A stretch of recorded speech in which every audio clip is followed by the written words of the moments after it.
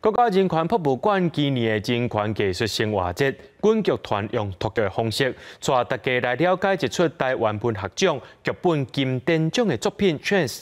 这故事内容是描写一个主角会当看到鬼，透过鬼仔附身，认捌台湾这400年来的族群加性别压迫的历史。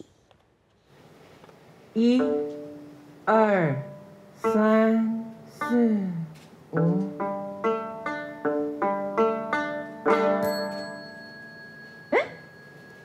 你干嘛？催眠了后，灵魂就交换。阮剧团搁一届演出得到台湾文学奖剧本金典奖的作品《Trance》，剧情描写一个看会到鬼的主角，因为互鬼上身，来去认捌到台湾族群加性别压迫的历史。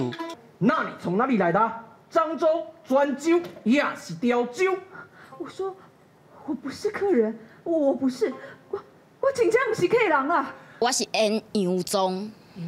对，杨宗的穿杨宗的查某人，伫日本时代的伊可能是原住民，可能伊的表兄就是为去日本参加迄神风特工队，对，伊足欢乐的，就想讲要去找伊的消息安尼。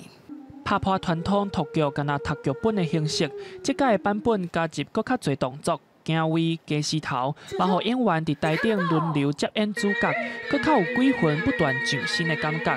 导演陈品勇表示，这款安排互剧情变较趣味，说游玩共款稳稳啊讲出台湾400年来震荡的历史。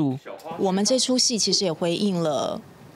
最近的时事，就是其实不管到我们怎么去定义人权，或是人权这个概念在历史中怎么样的被平反或被伸张，终究是回到每一个人他心里想要自由，他不想要被限制这件事情上面。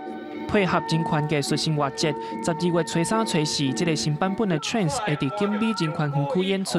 对台湾历史有兴趣的民众会当来观赏。记者林书豪、谢桂林新北报道。